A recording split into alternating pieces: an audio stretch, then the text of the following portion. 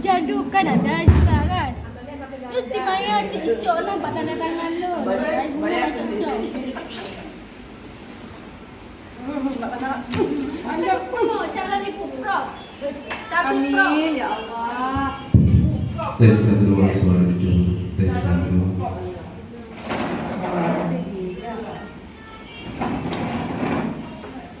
Modelnya kan ini mundur. Tes satu.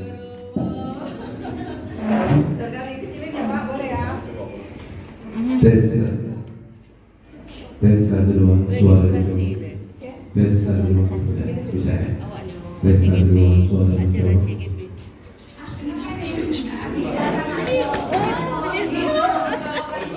Mengganggu video tuh. Ya jangan. Oh ini ya.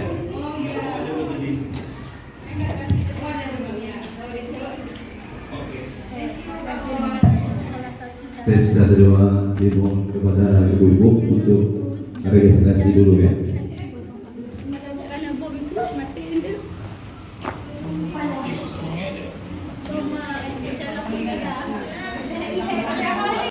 Assalamualaikum warahmatullahi wabarakatuh.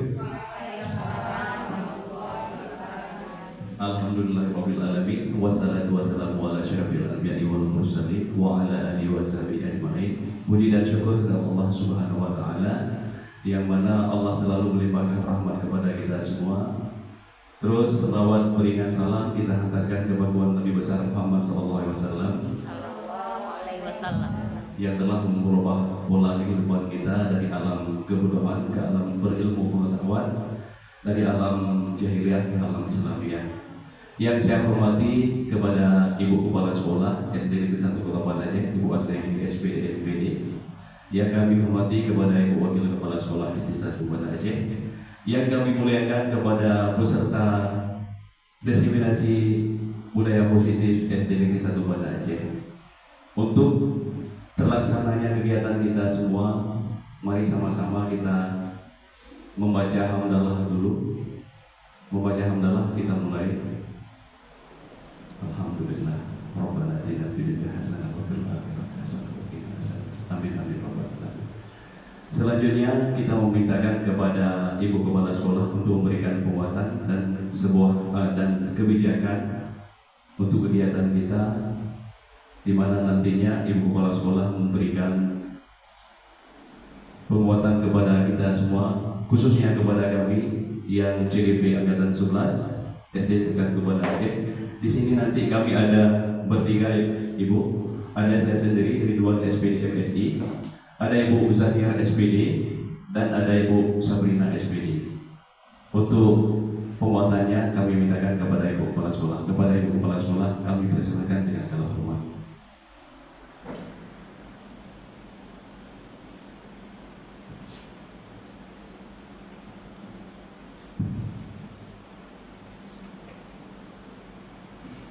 Assalamualaikum warahmatullahi wabarakatuh. Waalaikumsalam warahmatullahi wabarakatuh. Syukur alhamdulillah kita panjatkan kehadiran Allah Subhanahu wa taala yang mana berkat rahmat dan hidayahnya pada sore hari ini kita masih dapat berkumpul di aula SD Negeri 1 dalam keadaan sehat walafiat. Salawat salam kita aturkan kepada junjungan kita Nabi besar Muhammad SAW yang telah membawa kita dari alam kebodohan kepada alam yang berilmu pengetahuan. Yang Ibu hormati Wakil Kepala SD Negeri 1 Banda Aceh, yang Ibu hormati seluruh Dewan Guru dan staf di SD ini, kemudian yang Ibu muliakan pada hari ini ada Bapak Ridwan SPD MSI, kemudian Ibu Zahniar SPD, kemudian Ibu Sabrina SPD. Mungkin para Bapak Ibu guru ada sedikit bertanya-tanya, apa gerangan kianya kita berkumpul di aula ini. Pada hari ini memang sudah kita jadwalkan bahwasanya kegiatan diseminasi aksi nyata budaya positif calon guru penggerak kita bertiga angkatan kedua dari SD Negeri 1 ini akan mempresentasikan atau menyampaikan budaya-budaya positif kepada kita semua selaku warga SD Negeri 1 ini. Harapan Ibu, materi-materi apapun yang disampaikan itu adalah sudah aksi nyata praktik baik bagi kita semua. Mudah-mudahan ilmu yang diberikan dapat menjadi pencerahan kepada kita. Dan harapan kita kepada Bapak Ibu Guru CGP calon guru penggerak ini sukses melaksanakan tugas, berhasil dan insya Allah lulus dari rangkaian kegiatan yang dilaksanakan selama kegiatan CGP ini. Kemudian bisa menjadi hal-hal dukungan positif terhadap kita, baik bagi guru penggerak yang sudah lulus guru penggerak maupun mungkin bagi kita yang belum dan mau akan mengikuti. Bahwasanya praktik baik ini sangat-sangat bagus, sangat-sangat. Oleh karenanya kepada kita betul-betul kita konsentrasi, betul-betul kita camkan bersama apa-apa nanti yang akan disampaikan oleh Bapak Ridwan SPD MSI, kemudian jadi oleh Ibu Zaniar SPD dan oleh Ibu Safrina. Mudah-mudahan selama kegiatan para calon guru penggerak angkatan 2 angkatan kedua, angkatan ke-11 ini sukses dalam menyelesaikan tugas-tugas. Dan harapan Ibu bagi yang kita-kita kalau sudah memenuhi kriteria juga ikutilah, bahwasanya ilmu-ilmu yang baik dan bermanfaat bagus kita terapkan. Kemudian juga semua kita mudah-mudahan dengan banyaknya nanti kita sudah lulus sebagai guru penggerak, insya Allah kita menjadi sekolah penggerak yang resmi. Hanya itu yang dapat Ibu sampaikan. Terima kasih atas perhatiannya. Mudah-mudahan Bapak Ibu bertiga, CGP bertiga sukses dalam mengemban tugas dan amanah ini. Ibu akhiri dengan wabillahi taufiq wal hidayah. Wassalamualaikum warahmatullahi wabarakatuh. Baik, dengan dengan setelah Ibu sampaikan tadi sebagai penguatan kegiatan CGP pada hari ini tanggal 27 Agustus 2024 untuk kegiatan diseminasi aksi nyata budaya positif oleh calon guru penggerak angkatan 11 dari SD Negeri 1 Ibu nyatakan dimulai. Terima kasih. Assalamualaikum warahmatullahi wabarakatuh. Alhamdulillah, luar biasa dari penguatan dari Ibu Kepala Sekolah kita. Ya, kita beri tepuk tangan sekali lagi. Ya, tadi mungkin kurang bersemangat ya.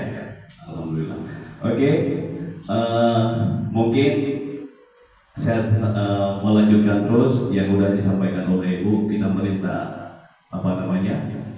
sangat bagus penguatan buat kita semua.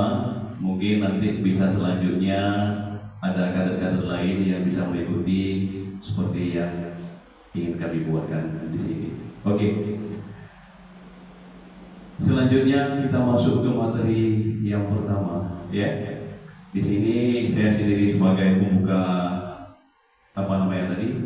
Yang pertama untuk mendiseminasi aksi nyata tersebut. Jadi saya mintakan kepada Bapak Ibu untuk berdiri dulu sebentar. Kita membuat briefing sedikit. Oke. bisa dimundurkan sedikit kursinya ke belakang dan dijarakkan sedikit. Yang ada temannya coba saling berhadapan berdua. Ini pas kali ibu kepala sekolah sama wakilnya. Oke, saling berhadapan. Oke ya. Ini mungkin kita tahu semua bahwa tadi pagi memang sangat lelah, Ibu. Sangat lelah kita menghadapi anak-anak kita di sekolah, bermacam model karakternya dari kelas 1 sampai dari kelas 6. Ini kita sedikit memberikan senyuman kepada teman-teman kita. Oke, silakan saling berhadapan. Yang bertiga boleh saling bertiga terus. Oke, berikan senyuman kepada teman yang saling berhadapan. Coba berikan senyuman. Ayo, ibu-ibu semuanya. Pertama memang malu-malu memang, tapi akhirnya nanti semua itu menjadi ikhlas. Oke, sudah senyum semuanya. Ini ibu kepala ibu sama ibu Susi ini malu-malu juga. Oke, luar biasa. Silakan kemudian sama ibu Sabrina coba. Oke, terima kasih. Oke, beri tepuk tangan buat kita semua. Silakan duduk semuanya. Alhamdulillah. Jadi di sini. Oke, di sini sebenarnya penguatan luar biasa. Artinya mungkin kita saling sesama teman kurang memberikan senyum, tetapi hari ini kita memberikan senyum kepada teman kita, Bu. Ya. Oke, selanjutnya kita masuk ke yang pertama adalah budaya positif. Mungkin kita sudah sering mendengar bahwa budaya positif ini sudah kita terapkan di sekolah. Tidak menjadi langka lagi, sudah kita terapkan di sekolah. Budaya positif di sini yaitu lingkungan sosial yang mendorong perilaku, sikap dan nilai-nilai yang mendukung pertumbuhan individu dan komunitas. Ada nggak kira-kira di sini yang bisa Ibu sampaikan selain daripada yang sudah kami sampaikan di sini? Memberikan sedikit komentarnya ataupun sedikit masukan berdasarkan budaya positif. Ada? Silakan Bapak Ibu, silakan Ibu-ibu yang bisa memberikan selain daripada yang sudah kami tuangkan di sini. Belum Pak? Silakan belum. Oke. Selain daripada yang sudah pengertian daripada budaya positif selain yang kami sudah tuangkan di sini. Oke, silakan belum Pak. Baik, terima kasih Pak Ridwan atas kesempatan yang diberikan. Budaya positif kami agak bingung juga sebenarnya Bapak tentang budaya positif itu maksudnya apa? Karena setahu kita kalau budaya pasti positif ya kan. Kalau misalnya disiplin itu pasti tujuannya untuk positif. Jadi mungkin perlu penjelasan lebih lanjut disiplin positif itu seperti apa gitu. Karena tapi Bapak tadi suruh saya pengertian ya. Pengertian tentang budaya positif. Oh ya. Baik, kalau pengertian yang menurut saya budaya positif itu adalah kebiasaan yang kita lakukan yang berdampak positif bagi, kalau di sekolah berarti bagi pembelajaran kita di sekolah, bagi siswanya, karena tujuan objek utama kita dalam pembelajaran adalah siswa, maka kebiasaan yang kita terapkan kepada siswa yang berdampak positif bagi kehidupan mereka. Mungkin seperti itu Bapak, terima kasih. Oke, luar biasa. Kita perlu tepuk tangan kepada Bu Nova. Ya, benar sekali yang disampaikan oleh Bu Nova bahwa budaya positif adalah budaya yang biasa dilakukan. Itu baik dengan peserta didik ataupun sesama kita, antar sesama teman sejawat, guru dan orang tua yang di sekolah. Terus selanjutnya bisa jadi budaya positif itu dituangkan di tempat masing-masing di rumah, tidak mesti hanya di sekolah, tetapi bisa juga di lingkungan tempat tinggal sendiri. Ada lain yang bisa Ibu sampaikan? Ya, silakan kepada Ibu, luar biasa Ibu kepala sekolah kita. Ini nanti entah betul entah salah ya Pak Ridwan. Kalau versi Ibu, budaya positif yang bisa kita lakukan kalau umpama kerja sama dan gotong royong. Kerjasama dan gotong royong itu baik kerjasama antara siswa sama siswa atau juga siswa dengan guru. Itu tambahan dari saya yang budaya positif yang tidak masuk ke dalam poin-poin yang sudah ditayangkan di slide. Terima kasih. Terima kasih kepada Ibu. Kita beri tepuk tangan kepada Ibu yang sudah menyampaikan pengertian daripada budaya positif tadi. Artinya saling gotong royong antara guru, sesama guru dan siswa. Iya, oke. Terima kasih Ibu, luar biasa. Oke, selanjutnya kita masuk yang ke poin yang pertama adalah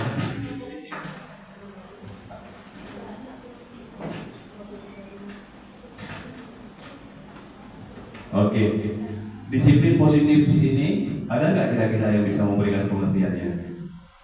Selain daripada judul besarnya ada budaya positif, di sini juga ada disiplin positif.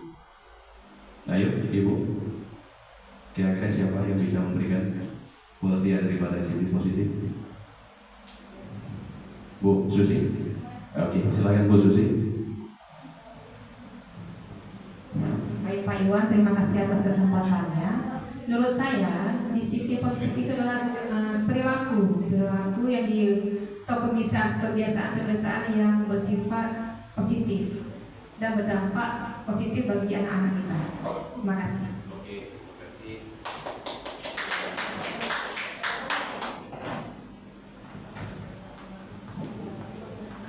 Oke, silakan Bu Lida. Mungkin saya tambahkan sedikit, kalau tadi Bu Susi sudah menyampaikan perilaku, ya mungkin sama juga ya dengan kebiasaan yang tentunya dari lingkungan keluarga, terus di sekolah juga ada kebiasaan dari peraturan yang ada di sekolah terkait dengan kebiasaan-kebiasaan sehingga lahirlah sebuah peraturan dan dibentuk dalam sebuah kesatuan dan disebut disiplin. Demikian. Oke, terima kasih Bu Lida. Kita beri tepuk tangan kepada Bu Lida. Oke, terima kasih yang sudah disampaikan oleh Ibu Susi tadi. Bu Lida itu sebenarnya sangat benar. Ya, sangat benar sekali, yaitu kebiasaan-kebiasaan yang mencerminkan positif. Ya, baik itu dengan peserta didik, dengan guru sesama antar guru, tetapi khususnya sekali kita menerapkan di sini ke peserta didik yang merupakan disiplin positifnya. Seperti yang terlihat pada sebuah gambar di sini, disiplin positif merupakan suatu cara penerapan disiplin yang mengajarkan anak bertanggung jawab dan menumbuhkan kesadaran diri berdasarkan nilai-nilai kebajikan. Artinya di sini terlihat sekali bahwa ini tanpa kita memaksa. Karena kenapa? Kita sudah mau menerapkan disiplin positif sehingga mereka tergerak sendiri untuk melakukan kebiasaan-kebiasaan tersebut. Seperti misalnya salat zuhur berjamaah. Nah, ini pada saat jam siang mereka langsung melakukan kegiatan tersebut tanpa harus kita memberikan paksaan lagi. Nah, mungkin demikian ya. Selanjutnya di sini ada disiplin positif, lebih ke arah disiplin diri yang dapat mengontrol diri dalam melakukan segala tindakan. Nah, di sini pada saat misalnya kegiatan pagi sebelum mereka beserta didik masuk kelas, di sini juga terlihat. Nah, ini tanpa disuruh juga. Mereka sebelum masuk ke kelas karena sudah terbiasa diterapkan disiplin positif, sehingga dengan sendirinya mereka langsung melakukan berbaris. Ketua kelasnya menyiapkan untuk bisa masuk ke kelas. Mungkin demikian pengertian daripada disiplin positif tadi. Dan ada hal-hal yang lain mungkin yang tidak terlihat pada sebuah slide, seperti misalnya pada saat kita kegiatan pagi, ini langsung kita memberikan disiplin positif kepada mereka yang masuk ke pekarangan sekolah. Artinya dari pintu pagar kita sudah memberikan salam untuk bersalaman dengan semua guru yang ada di sekolah. Mungkin demikian yang bisa kami sampaikan. Nah, selanjutnya di sini disiplin diri. Disiplin diri di sini juga termasuk sebuah disiplin positif. Di sini pada saat misalnya kegiatan pembelajaran di kelas, ini kami ambil beberapa gambar saja. Yang disiplin diri dapat membuat murid memahami dan menyadari berdasarkan motivasi internal, bukan akibat paksaan, pujian ataupun hukuman. Ketika kita misalnya memberikan penguatan kepada mereka, mereka dengan sendirinya langsung mengangkat tangan. Itu sebuah, misalnya kita memberikan penguatan, dengan sendirinya langsung tergerak mereka mengangkat tangan untuk menyampaikan sesuatu yang kita mintakan kepada mereka. Di sini nggak ada kita pasang, bahkan serentak mereka tunjuk angkatannya. Oke. Selanjutnya ada disiplin positif, banyak pembiasaan sesuai dengan nilai-nilai kebijakan. Terus nilai-nilai kebijakan apa saja mungkin bisa kita terapkan di dalam kehidupan sehari-hari anak didik kita. Ini mungkin bisa direnungkan bersama, nanti bisa ibu-ibu memberikan tanggapan atau jawaban dengan yang terlihat pada web ini. Yang pertama ada disiplin positif. Ini banyak pembiasaan supaya dengan nilai-nilai kebijakan. Disiplin positif, banyak pembiasaan.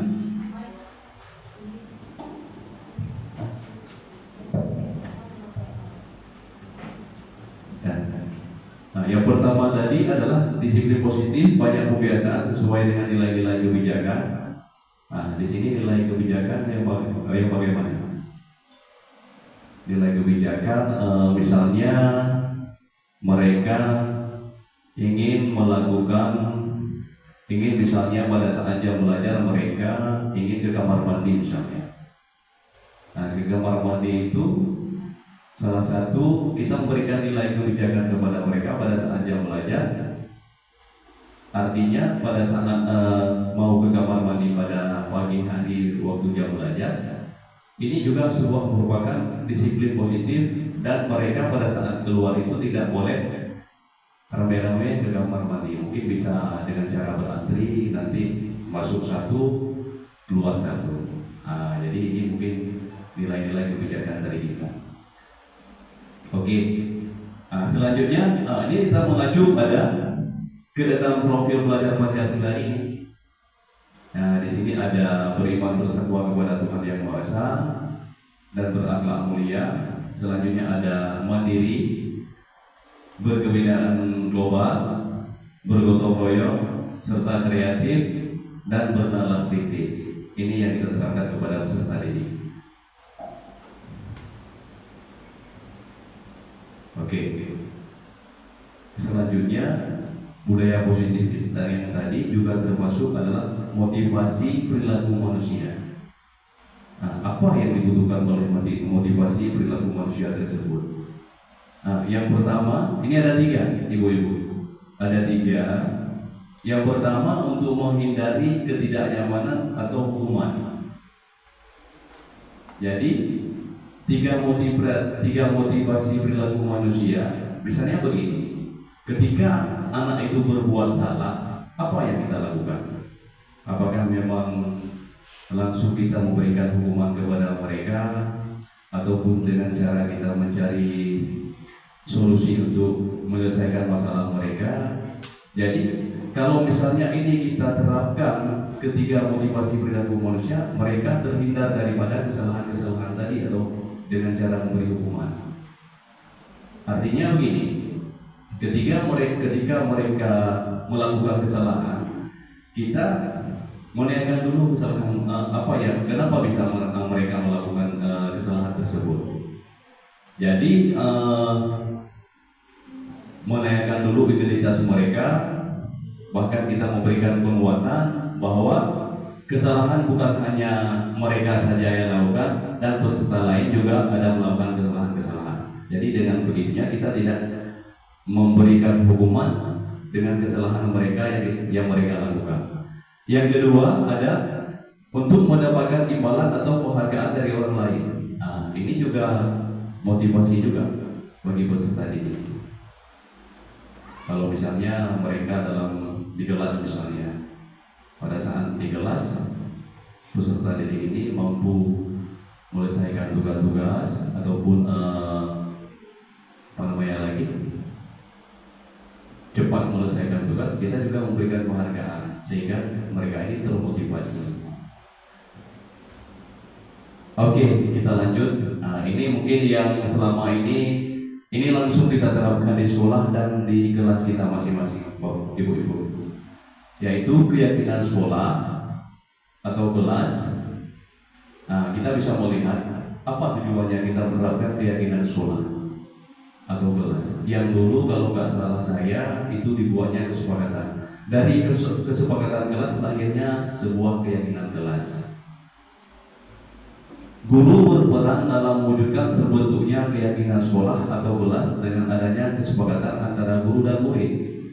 Artinya ini tidak bisa kita buat sendiri, tidak bisa membuat sendiri, tetapi dengan perlahan kita membuat dengan murid apa yang mereka sepakati, yang terlahirnya dari hati nurani mereka, sehingga terbentuklah sebuah keyakinan kelas.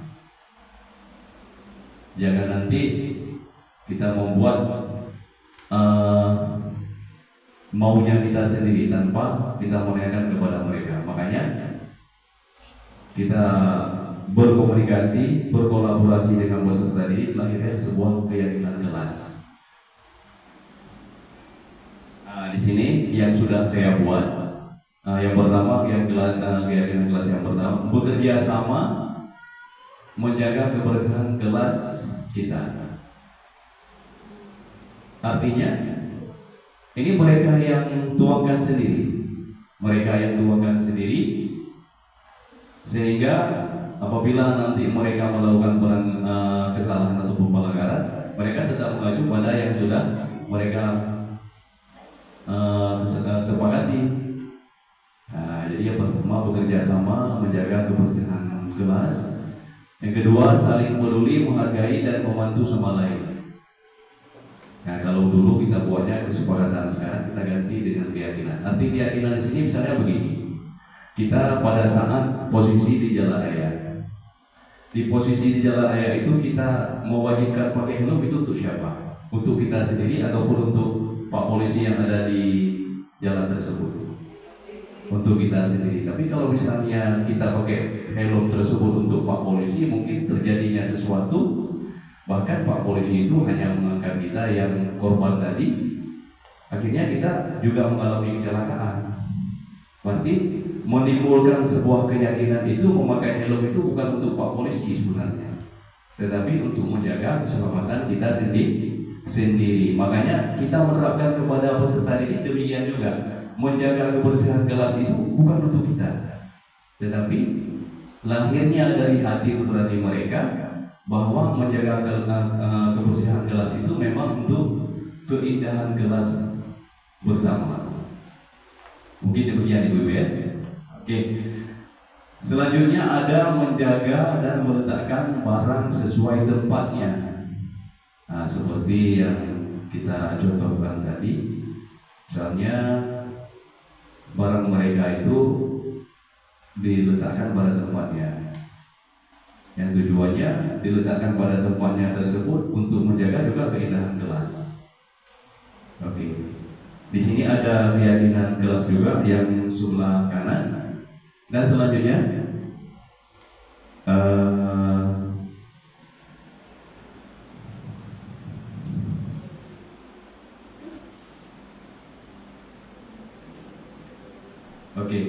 selanjutnya saling peduli, menghargai dan membantu sama lain. Yang terus terakhir ada tepat waktu dan aktif di kelas. Ini kita mintakan kepada peserta. Mungkin ibu-ibu nanti bisa menerapkan keyakinan kelas yang berupa yang lain, tapi membuat kesepakatannya dengan peserta didik dulu. Oke. Mungkin yang tadi sudah saya presentasikan, sudah saya sampaikan. Nanti berikutnya akan disampaikan oleh teman-teman kita. Ada Ibu Zania, ada Ibu Sabrina. Kita masuk ke SPK lagi ya, bisa ya ibu-ibu ya. Ini namanya udah ngantuk juga nih. Oke, ini kita ya apa Bu Susi? Oke, es breaking sambil ngopi boleh juga. Ini kopinya mungkin lagi di Otoi. Ya oke, kita es breaking ya. Oke, semuanya ibu-ibu coba kita bernyanyi saja boleh?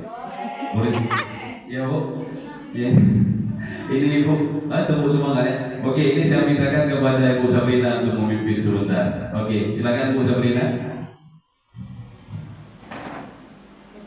Oke. Ibu Sabrina untuk memimpin ice breakingnya.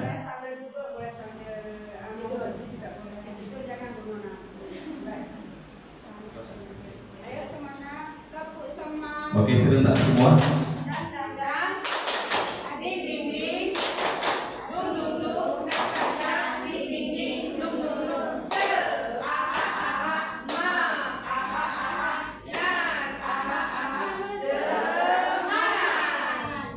Oke, tepuk tangan buat kita semua, buat Bu Sabrina yang telah memberikan ice breaking buat kita semua. Luar biasa, sebenarnya sangat luar biasa. Masih banyak lain-lain Bu, cuma mungkin kita waktunya terbatas. Ya, oke. Selanjutnya kita masuk ke, nah, di sini ada seorang guru yang baik harus memiliki kemampuan dalam mewujudkan budaya positif.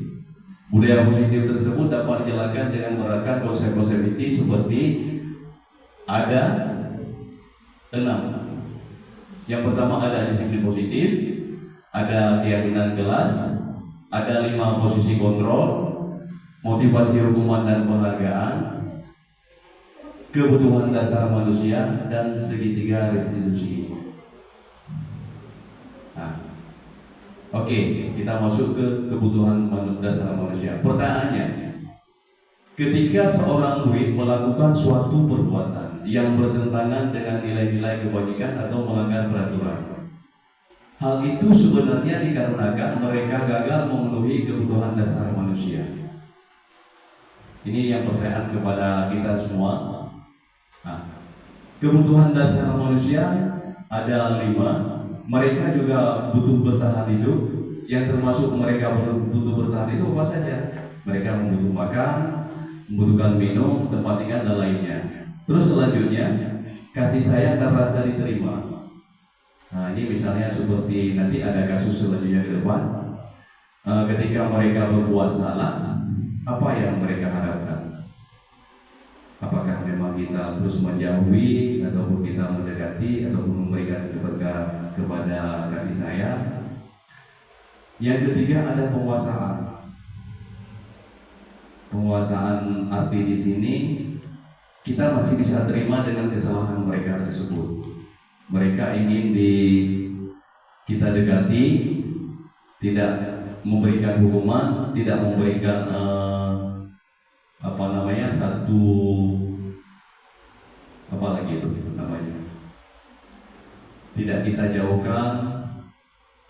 Ada kasus, ada yang bisa kita selesaikan nanti. Yang keempat ada kebebasan. Kebebasan ada mandiri dan mencoba hal baru. Yang kelima ada kesenangan, bermain, humor, dan tertawa. Nah, di sini ada kasus. Nah, coba kita melihat sama-sama kasusnya. Nah, studi kasusnya adalah Ibu Julaiha, guru wali kelas 2A di SD Harapan Hati, sedang bingung menghadapi ulah salah satu murid di kelasnya yang bernama Dino. Beberapa anak di kelas 2A telah datang padanya dan mengeluhkan Dino. Ini sebenarnya Dino nih, salah ketik juga. Oke. Mengeluhkan Dino yang seringkali meminta bekal makan siang mereka dengan paksa. Jika Anda menghadapi suatu situasi seperti Ibu Julaiha, apa yang akan Anda lakukan? Ini di atas Ibu Julaiha, di bawah Ibu Amar, tapi nggak apa-apa. Itu salah ketik juga. Karena ini studi kasus. Oke. Apa yang akan Anda lakukan? Menurut Anda, kira-kira apa alasan Dino melakukan hal tersebut? Oke, kita lanjut. Nah, yang pertama, alasan Dino yang pertama apa tadi? Karena ia lapar dan orang tuanya tidak membawa apa kira-kira yang dibutuhkan, yang diharapkan oleh Dino? Ya, kebutuhan apa? Kebutuhan bertahan hidup. Makanya dia terus mengganggu temannya karena dia lapar. Berarti kebutuhan yang si Dino harapkan di sini adalah bertahan hidupnya. Makanya dia mengganggu teman-temannya. Alasan si Dino yang kedua, karena dia merasa senang temannya jadi memperhatikan dia. Artinya ada juga anak yang misalnya sering berbuat ulah, dia menjadi senang ketika teman-teman yang lain itu memperhatikan dia. Ada yang kayak demikian. Misalnya dia sering berbuat ulah. Bahkan dengan ulahan tersebut dia merasa menjadi senang. Kenapa senang? Karena dia memang diperhatikan oleh teman lain. Karena yang bisa kita kenali di sekolah itu anak yang paling bandel, anak yang paling malas, satu lagi anak yang paling rajin, yang pintar. Ada 3 kategori. Jadi ini yang selalu kita kenal. Nah, di sini alasan kedua si Dino tadi, karena dia merasa senang temannya, jadi memperhatikan dia. Ketika temannya melaporkan tindakannya itu pada gurunya, dan gurunya memberitahu orang tuanya. Ini langkah-langkah yang kita tempuh pada kasus ini, sehingga orang tuanya memperhatikan dia. Maka kebutuhan dasar yang dipenuhi untuk Dino adalah rasa kasih sayang dan rasa diterima. Berarti si Dino ini masih membutuhkan rasa kasih sayangnya, baik itu di sekolah ataupun sama orang tuanya. Yang ketiga, karena temannya jadi takut dengan dia dan menuruti keinginannya. Kita mengacu pada kasus yang pertama tadi. Maka sebetulnya kenapa jadi si Afkar lagi ini? Ini sebenarnya nggak perlu kami sampaikan, ya, karena ada sedikit kesalahan kemarin diambil sampah. Oke, kita lanjut. Maka sebetulnya si Dino tadi sedang berusaha memenuhi kebutuhan dasarnya agar kebebasan. Ya, jadi karena temannya jadi takut dengan dia dan merintik dia misalnya sering mengganggu temannya, seolah-olah temannya takut sama dia. Nah, kan?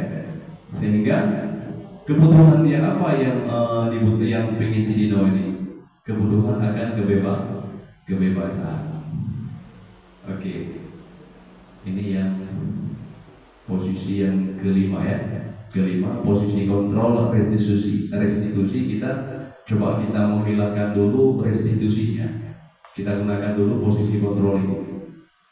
Posisi kontrol yang kita berikan kepada peserta didik nanti bagaimana? Nah, ada 5 posisi kontrol di sini. Ini yang harus kita kuasai bersama. Ya. Yang pertama, guru sebagai penghukum, guru sebagai pembuat merasa bersalah, guru sebagai teman, guru sebagai pemantau, dan guru sebagai manajer. Posisi kontrol mana yang perlu kita gunakan? Ayo kita lihat sama-sama. Ya, ini Ibu sudah menjawab tadi sebagai teman. Ya. Nah, di antara kelima posisi kontrol ini kita harus menggunakan posisi kontrol sebagai manajer. Artinya kita lebih leluasa untuk menyelesaikan masalah anak tersebut. Tapi kalau misalnya kita menggunakan posisi kontrol teman, mungkin itu teman kita. Jadi kita tidak berani menyelesaikan sebuah kesalahan yang mereka lakukan. Tapi tetap kita harus menggunakan posisi manajer. Posisi kontrol yang kita lakukan adalah posisi kontrol manajer. Nah, jadi di sini ada kelima posisi kontrolnya yang bagus kita gunakan adalah posisi kontrol manajer.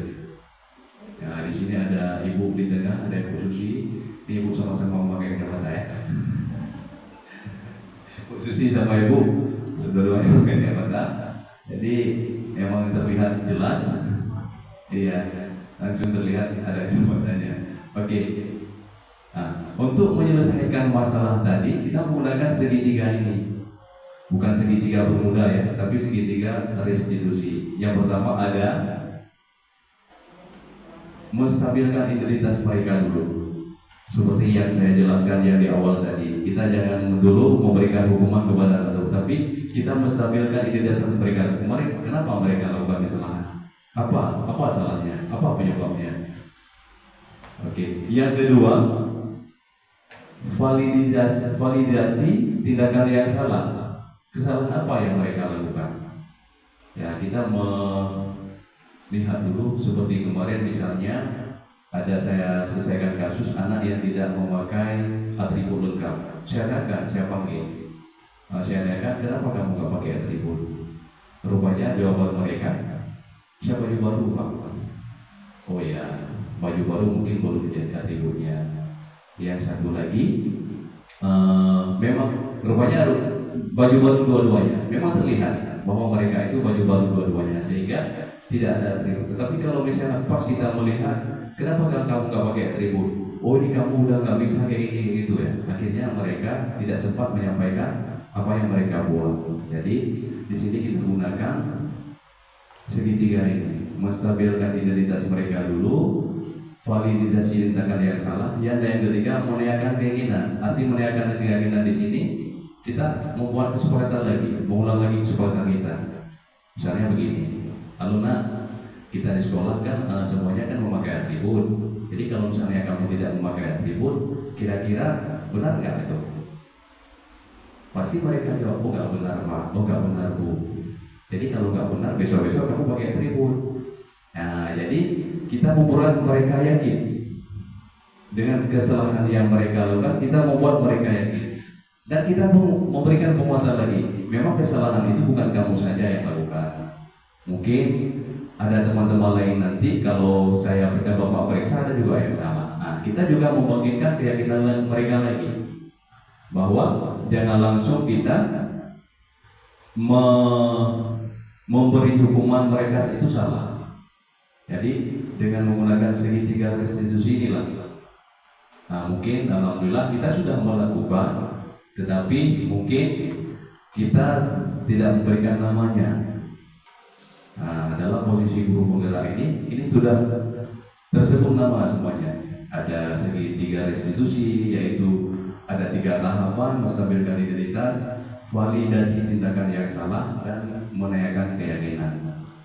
Insya Allah kita udah lakukan ini semua, tapi dulu itu tidak kita memberikan nama. Oke.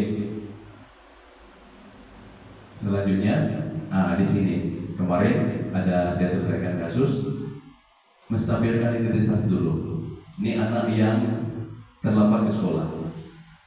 Artinya ketika mereka datang terlambat ke sekolah, jangan kita biarkan berdiri di luar, tetap posisinya belajar dulu. Silakan masuk, belajar dulu seperti anak lain. Nanti kita sampaikan, nanti selesai waktu jam istirahat kamu ketemu bapak ya, sebelum ketemu ibu ya, baru kita tanya. Nah, di sini menstabilkan identitas dilakukan berdasarkan kesalahan adalah bagian dari proses pembelajaran yang nantinya akan menggeser identitas gagal ke arah identitas yang sukses. Artinya setelah mereka memberikan menstabilkan identitas, mereka akan merubahnya sendiri nanti. Nah, di sini ada kasus yang kedua, juga mereka ini sama-sama tidak memakai atribut. Tidak memakai atribut sekolah, tetapi ini setelah kegiatan senam kemarin saya duduk sambil dengan mereka. Nah, ini fakta terjadi, bukan kita mengambil dan bukan kita membuat skenario, tetapi ini fakta terjadi di sekolah kemarin. Pas saya tanya, mereka memang kebetulan baju baru, makanya mereka tidak ada atributnya ya. Oke.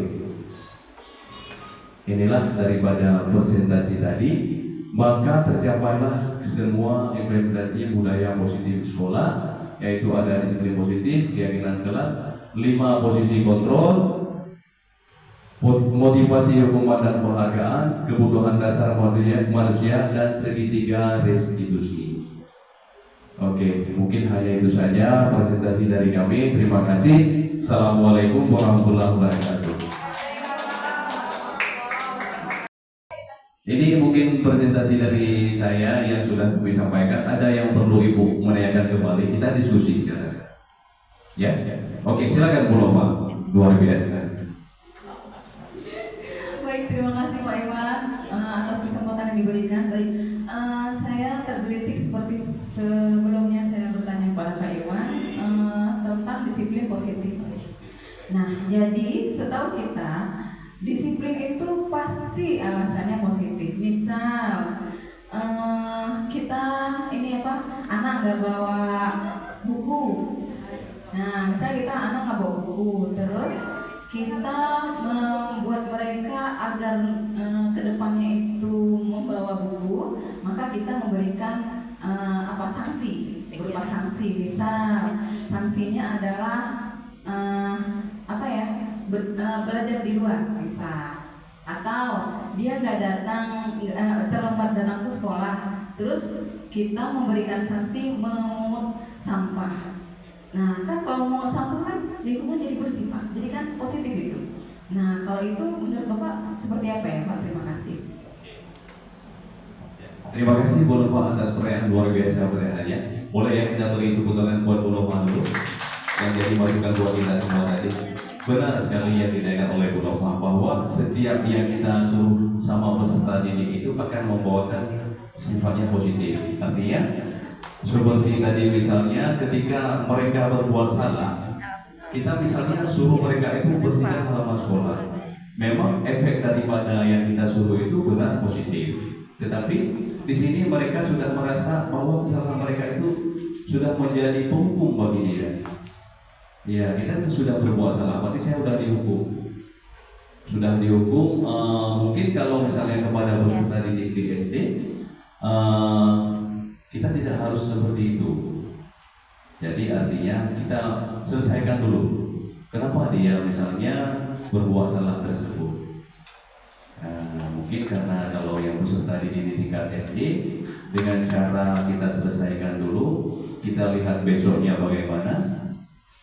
Mungkin nggak akan terulangi lagi yang mereka lakukan, yang kesalahan yang pertama tadi. Akhirnya dia, kalau misalnya kita suruh seperti itu, nanti kan jadi malu sama temannya. Saya udah saat berbuat salah, disuruh bersihkan semua pekarangan sekolah. Jadi betul-betul dia kesalahan itu tidak bisa kita maafkan. Tetapi bagaimana caranya? Yang hal demikian mungkin bisa kita selesaikan dengan cara segitiga restitusi tadi, 3 tahapan tadi. Kita menanyakan dulu, jangan langsung kita memberikan hukuman kepada mereka. Nah, mungkin demikian ya, Bu Nova ya. Ada lagi yang mau ditanyakan? Oke, silakan Bu Susi.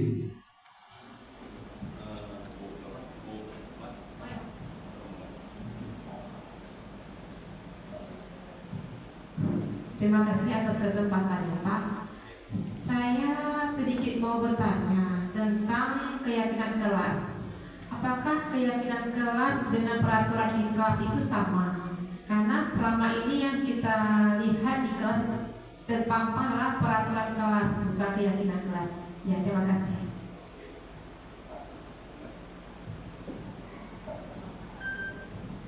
Ini sangat bagus pertanyaannya. Ya luar biasa. Kita juga berikan tepuk tangan buat Bu Susi dulu.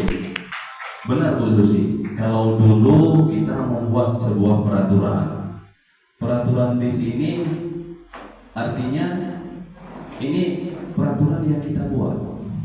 Kita dulu yang buat peraturan tersebut. Kalau misalnya peraturan kita nggak sepakati dengan peserta didik, saya rasa peraturan itu untuk kita, bukan untuk mereka. Ini mungkin yang kami pahami ya selama pendidikan guru penggerak. Tetapi kalau misalnya udah keyakinan kelas, itu mereka yang menyusun sendiri. Artinya yang timbul dalam hati mereka seperti yang saya sampaikan tadi, ketika kita berposisi di jalan raya, kita nggak pakai helm. Kira-kira kalau nggak pakai helm itu helm yang kita pakai itu siapa? Kita membawanya ke arah situ dulu. Oh, untuk kita sendiri Pak, untuk kita sendiri Bu. Apabila kita jatuh, kena kepalanya, kepala siapa? Kepala kita sendiri, bukan kepala Pak Polisi. Jadi kita bawa mereka ke situ dulu. Kita meyakinkan bahwa yang kita laksanakan di kelas itu kita yakinkan dengan hati nurani mereka. Ketika kalian buang sampah di kelas, kira-kira kelas kita terlihat bagaimana nanti? Apakah memang bersih? Apakah memang jorok? Jadi kita bawa mereka itu meyakinkan hati mereka dulu. Oh jorok misalnya Pak, jorok misalnya Bu. Jadi mereka dengan sendirinya berarti menjaga kebersihan kelas. Itu misalnya kita meyakinkan mereka dulu dengan hati nurani mereka. Terus saling membantu teman. Nah di sini juga ada saling peduli. Kita juga meyakinkan mereka dulu. Makanya dinamakan sekarang Bu Susi keyakinan kelas yang lahirnya dari hati nurani mereka. Kalau misalnya kita mau buat peraturan, itu peraturan kita buat sendiri. Kita yang melahirkan peraturan. Misalnya, jangan membuang sampah sembarangan. Di sini kan menimbulkan bahasa jangan. Jangan itu bahasa yang masih negatif. Nah, tapi menjaga kebersihan gelas, buanglah sampah pada tempatnya. Jadi bahasa-bahasa yang negatif tadi kita hilangkan. Jangan mengganggu teman. Jadi kalau misalnya kita balik bahasanya, saling peduli terhadap sesama teman. Ya, jadi bahasa jangan itu hilang. Ini mungkin yang kami pelajari selama ini Bu Susi. Ya, mungkin demikian Bu Susi yang dapat kami sampaikan. Ada lagi Ibu? Ibu-ibu? Mungkin udah sangat jelas ya. Nanti akan diperjelas lagi oleh teman kita. Ada 2 orang lagi ini super powernya. Ada Ibu Syafina dan ada Ibu Zania yang harus dawah pun. Oke, mungkin demikian dari saya. Kita cukupkan saja, nanti dilanjutkan oleh Ibu Sabrina dan Bu Dilia. Terima kasih. Assalamualaikum warahmatullahi wabarakatuh.